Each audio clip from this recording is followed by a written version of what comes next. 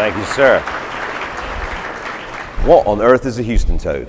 One of the things I wanted to talk about, first of all, give you guys some context for the subsequent slides and kind of material, is a toad is an amphibian. Now you all knew that, right?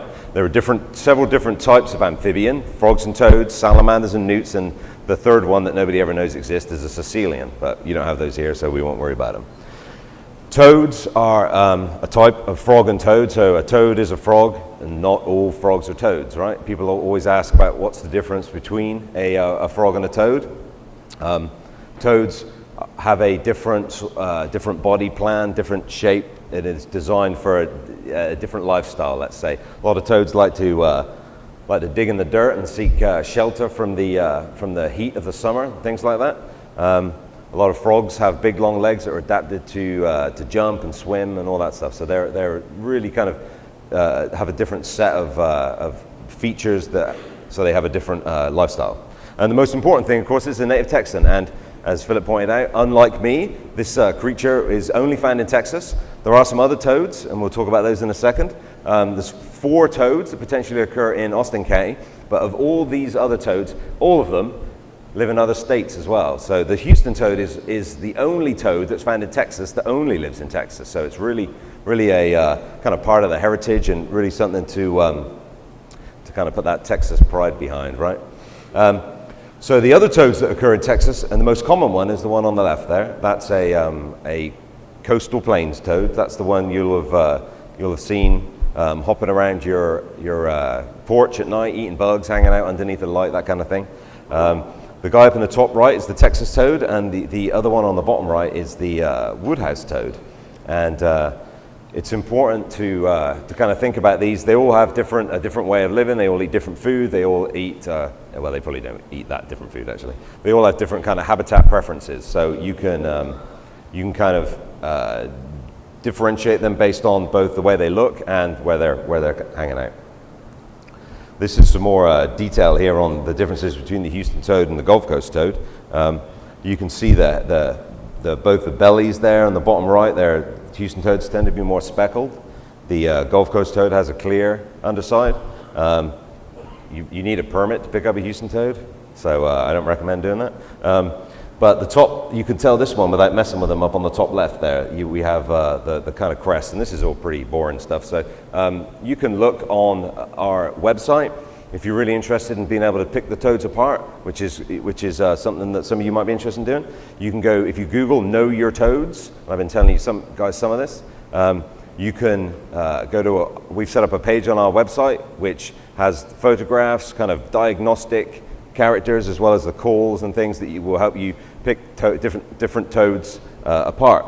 You can also take a picture and send it to me at the zoo or to our conservation email address at the zoo, which is on that website as well. And also there's a phone number on there in case you have a toad emergency, which you never know. Anyway, so as I said, it's a native species. It's the only toad that occurs only in Texas, so that's pretty cool, something to be proud of.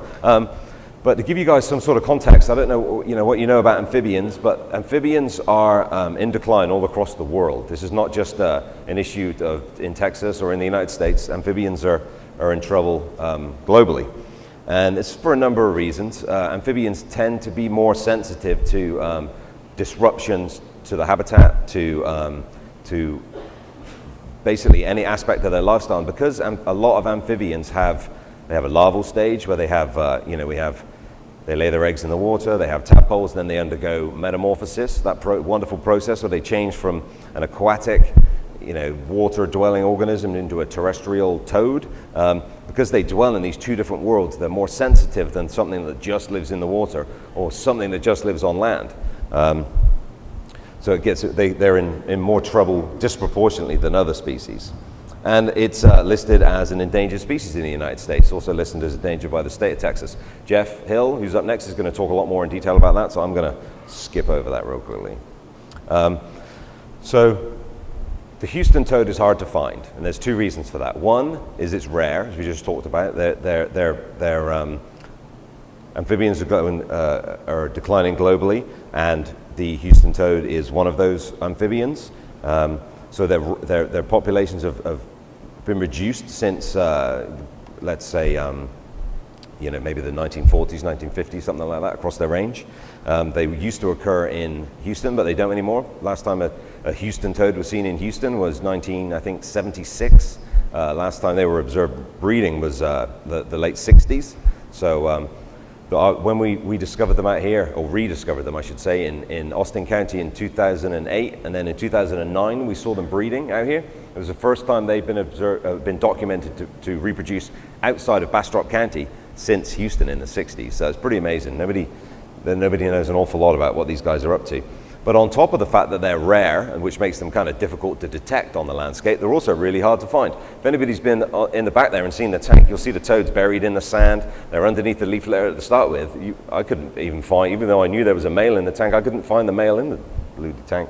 It was pretty embarrassing. But this is the other reason. So this is what they do. For 10.5 months of the year, these things are buried in the sand. They come out on wet nights, they eat, they're able to persist with minimal resources. They're a really tough little creature that's adapted to kind of this, at times, harsh landscape. So we've got to give them a tip of the hat as well for that. This map defines the global distribution of the Houston toad. 9 counties. They used to occur in 3 additional counties, Fort Bend, Harrison, and possibly Liberty back in the 40s, 50s, and 60s. So this is it. I know Jeff has some additional details on the population sizes of these counties, but just to give you an idea, this toad's found nowhere else other than these 9 counties. It's pertinent to talk about the habitat preferences of this species. There are 2 major forest types that occur in this region, at least to my untrained eye, and it's these this sort of post oak, oak-dominated forest, and then the pine, the kind of spur of the loblolly pine that's down there in Colorado County. So Houston toads will occur in both of these ecosystems or forest types, and I'm really bad at this. Gotta hold it steady. The idea is that they need deep sandy soil and forests to survive, and we'll get to talking about why that is in a second here. But so those are the two sort of take-home characteristics of the habitat that I want everybody to remember: sandy soil and forests. So why do they need healthy forests? So Houston, we just said sand and canopy cover. There's some characteristics about forests that are obviously a little bit different than, say, prairies or open pasture and things like that. The toad is really sensitive to extreme temperature. So we think the forest serves as a buffer. The toad's down buried in the sand and amongst the leaf litter, and we think the forest canopy serves as a buffer to kind of prevent the ground overheating and kind of cooking the toads there. And also forests buffer moisture levels. We don't see these guys until the humidity is really high. So that because they're an amphibian, because they're thin-skinned, they dry out really easily, more so than most other types of animal. They will only come out on really moist nights. They need environmental moisture to survive. So forests help keep things a little bit damper because they slow down the sort of desiccation. And food, of course, there's lots of insects that eat decaying leaf litter, or the sort of herbaceous diversity, the grasses and forbs and things that grow on the forest floor, create insects or provide habitat for insects that in turn provide food for Houston toads as well. The picture down here is a juvenile Houston toad, and just to give you an example, when these guys come out of when they complete metamorphosis, that is, they do the transition from their aquatic stage to their terrestrial stage, they weigh about 1/10 of a gram, and they are maybe, I don't know, perhaps 1/3 of an inch long, tiny little guys. And although they produce several thousand eggs at a time, very, very few of those guys actually make it out of the water. The larvae are consumed by all sorts of aquatic predators, and I'll talk about that in a second here. But you can see how a little guy that small would be very sensitive to drying out on the landscape and all that kind of stuff, so they need forests in order to maintain their habitat. So I'll quickly whiz over there's 3 types of habitat as we have them defined currently. One is, the first is breeding habitat, which basically defines where where the Houston toads lay their eggs, where the males call from, they attract the females, and they deposit their eggs in there. And that can be permanent water bodies, but they do prefer ephemeral water bodies, that is temporary water bodies that dry up in the summer. They breed in the spring from January through to May, and what they'll do is they'll come out during the spring rain. So the rains that we've had recently, the big rain that we had last I guess it was Friday and Saturday, that filled some of the ponds up enough to where we heard Houston toads. We heard Houston toads calling last weekend.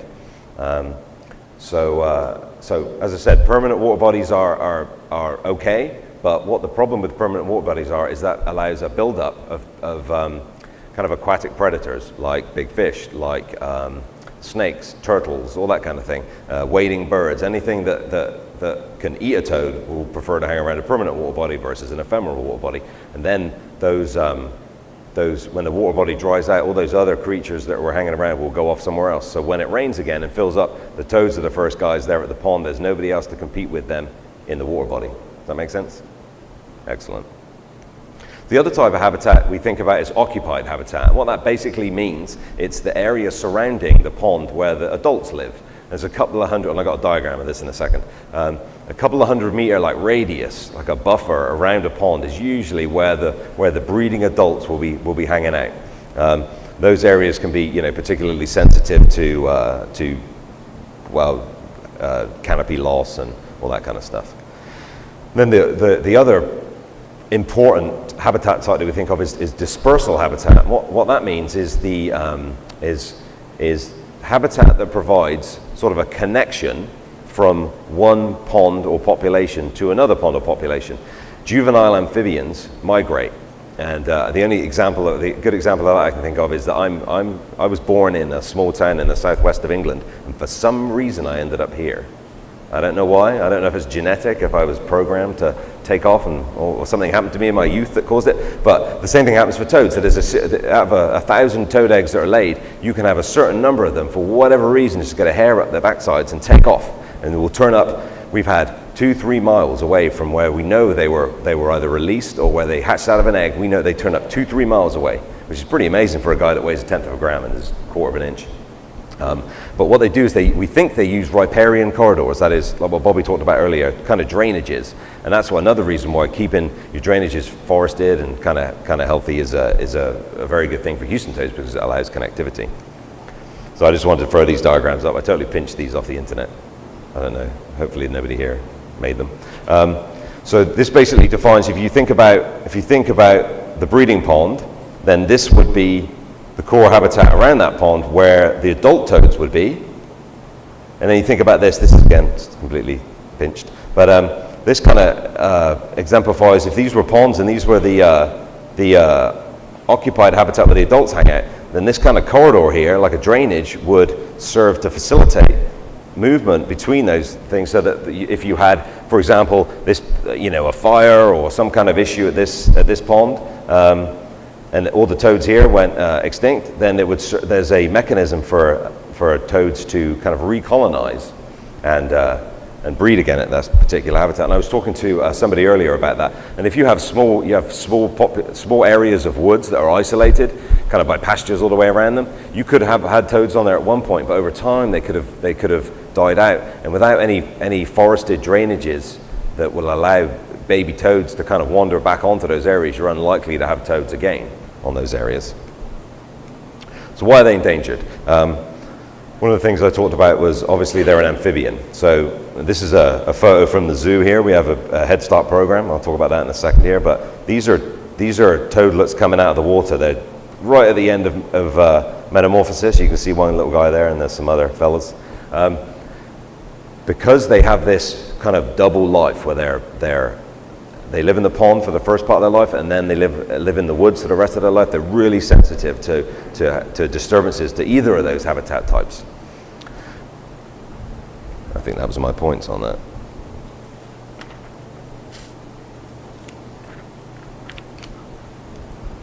So, if we know why they're endangered, we can do something about it, right? Logically speaking, and a lot of the stuff that Daniel and Bobby talked about earlier is pertinent to Houston toads. Houston toads for a variety of really kind of long and tedious reasons, need prescribed fire on the landscape. They don't tolerate that woody underbrush or the yaupon that builds up, so fire, brush clear, and all that kind of stuff is a good thing. We do, basically that comes down to restoring habitat to probably what was a more natural landscape.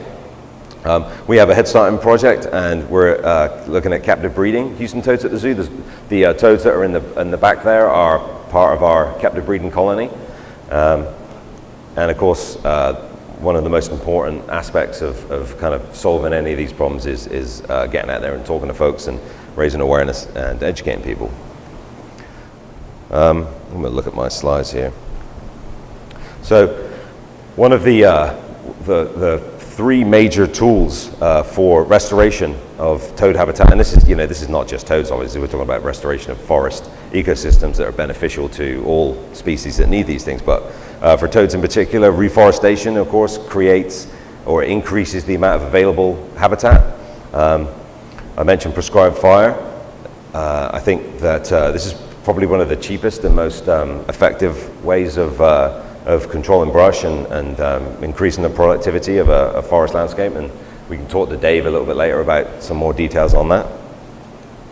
And brush management, either through fire or for any of the other mechanisms that the other guys talked about. These are all habitat restoration mechanisms that that not only are tolerable by Houston toads, are actually beneficial. And there's been some questions in the past. I know it came up with the bass drop incident that people thought that the reason that Fish and Wildlife Service or Parks and Wildlife Service weren't burning some of those areas was because of the Houston toad, but it's the exact opposite. The toad likes doesn't like a fire suppressed landscape as much as anybody else does. So real briefly, I'll talk about what we do at the zoo. For the last 5 years, we've been collecting eggs from Bastrop, Austin, and Leon County with the idea of increasing the number of Houston toads on the landscape. If you have 1,000 eggs and you leave them in the pond, about 800 of them will be eaten throughout the course of their month to 2 month long larval stage, and by fish, by turtles, by bugs, that kind of thing. And what you end up with is about 200 toadlets, probably at absolute max. It can be as few as 0 some years, depending on circumstances. But what you get is, say a couple of hundred come out of the water. Only two of those 1,000 will actually make it back to breed in the next year or two. So really, really low numbers of success. What we can do at the zoo actually is we can take 1,000 eggs and we can put 1,000 toads back on the landscape. So we can bypass all the mortality associated with both the larval stage and the kind of early sensitive emergent stage, and then and put them back out in the dirt, thereby theoretically increasing the number of toads on the landscape. And it'd probably be easy to show a slide of what doesn't eat a baby Houston toad at this stage. I mean, everything. They're a little snack for everything. Adults are a little bit trickier for animals to handle because they're larger and because they have kind of toxin glands on the back of their heads, but there's some very crafty creatures out there that figure you can just flip a toad over and eat it from the belly, and you avoid any of the sort of toxins on the top part. Probably the most important, and this may sound strange, but probably the most important thing we can do is to really get people interested in Houston toads. There's never been a particularly strong educational outreach component to any of the toad recovery efforts, and I think we missed an opportunity back in the 60s and 70s when we knew this toad was in trouble, and we weren't talking to people about it a lot more and letting people know what they could do to help. The kids of then are the landowners of today. So I think it's important to get started on that as soon as possible. All right, so Houston toads, yeah, lovely. But why should you guys care about it? What does the Houston toad do for me? What do amphibians in general do? Well, we talked about the fact that because they live in different habitat types, they're really sensitive to different to disturbances to that, either of those habitat types. Amphibians in general, and Houston toads in particular, and probably endangered species as well, overall, are indicators of habitat quality. They have some particular specialization or some complexity to them which makes them more sensitive than all these other generalists that we see increasing in abundance on the landscape associated with any kind of disturbances. Amphibians in particular have been called canaries in the coal mine, and you're all familiar with that story, I'm sure, that the miners back in the day would take canaries down into to the mines with them, and if any gases came out, then the canary would die, and they were like, oh, we need to get out of here, because that's the first thing that happens before there's a problem for the miners themselves. So amphibians are indicators of environmental health, and although they're radically different looking physiologically, like with hormones, with blood chemistry and all that kind of stuff, they're not that different from us. And there's a concept of ecosystem services, which basically means what does nature do for us? How can we assign like a dollar value to what it does? And I can tell you at the zoo, where we have a developing kind of group of baby toads, you wouldn't believe the amount of bugs these things eat. It is incredible. We can spend an awful lot of money trying to raise insects and feed these guys.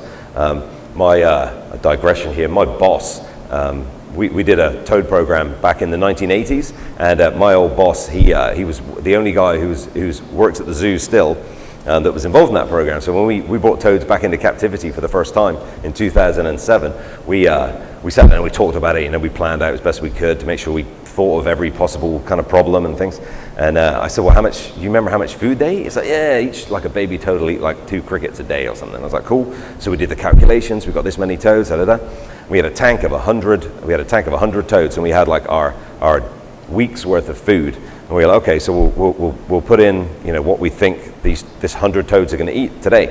And like 3 toads ate the whole lot in like 3 seconds. So it was the Jaws moment, right? We're going to need more crickets. So we ramped up production and kind of figured it out. But it's incredible. There's some scientific publications from, I think they're from up in the Northeast, but they talk about cricket frogs, and cricket frogs are another species of amphibian we have around here that they make that noise. You guys have all heard it. But there's a paper that looked at how much food these guys actually eat, and a population of a couple of thousand cricket frogs will eat I think it was something like 2 or 3 million bugs a year. Can you imagine that? Like all the mosquitoes, all the kind of agricultural pests, all the things that these guys eat. Very, very handy. And if you were to put a dollar value on that, I imagine it'd be pretty tremendous. And appreciation. That's So I bet if we did a show of hands, there'd be some people out there that weren't particularly keen on snakes, right? But who doesn't like frogs and toads? Everybody loves frogs and toads, right? And they're so deep-seated in our heritage and all our in our culture that who can't love them? I guess the last point on this is that because we share our space with these creatures, my personal opinion is that we have a certain kind of responsibility when it comes to maintaining them, and we can all argue about that. But I think something as cool as a creature that only lives in this particular habitat type that doesn't range anywhere else, I think it's pretty neat, and I think it's something that warrants our attention. So how can you help? Obviously, you guys, a significant amount of you people own property around here, and I think one of the most important things you guys could do is talk to us about, if you're interested, and about how you can help the toad on your property with particular management stuff. There is nothing really crazy about managing your property for toad. If you're managing your property for wildlife in general, then you're already managing it for Houston toads, so that's a good thing. Getting access, I do surveys, as I mentioned, so getting access to properties to actually look for toads to confirm where they are is really good, because that gives us an idea of if our management's working or not. We can monitor like population levels to see how they're doing and kind of adaptively manage our program according to that. So we can talk a lot more about that, and Jeff will talk about it too. What am I doing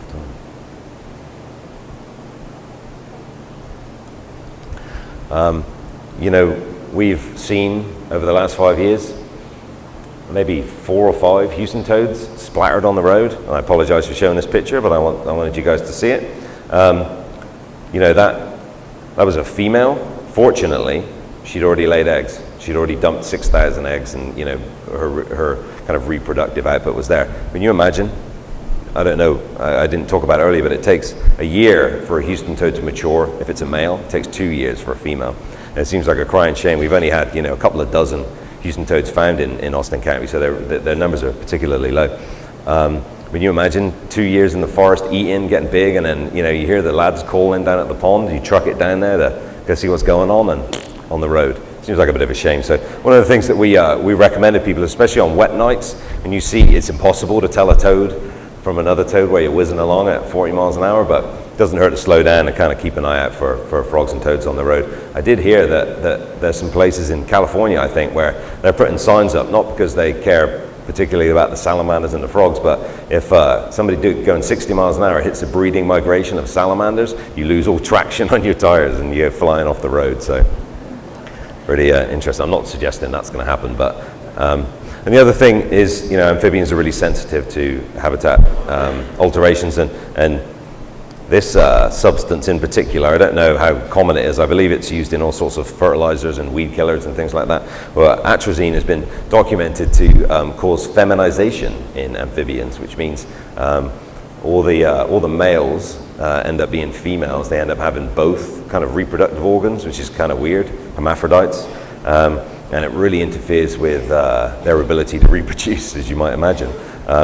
So all these kinds of chemicals don't do frogs and toads any good. And I've talked to quite a few people today about what happened to all my frogs and toads, and we can't. Unfortunately, you can't just think about what you're doing on your property. The same with the with any of the tree issues.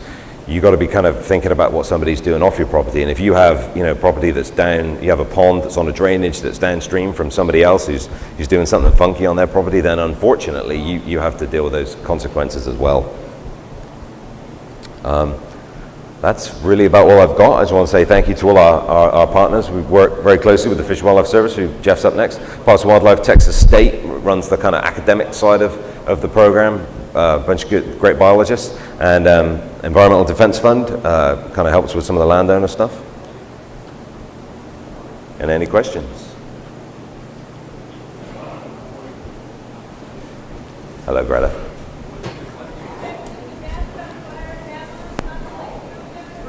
Great question. I think the numbers are that 40% of Houston toad habitat was lost. Is that right, Jeff? About 40% from Bastrop County. It's too early to know for sure. I know some toads have been heard calling in Bastrop and in some areas where the fires most affected the habitat. I think it will probably be years until we really know what's going on. But it's not a good thing, that's for sure. And one thing that came up during the discussions about the Bastrop and the fire was this concept that the drought caused the fire. 150 years of fire suppression caused the fire, right? That the drought dried out everything that was going to be burnt. So I just have to say that.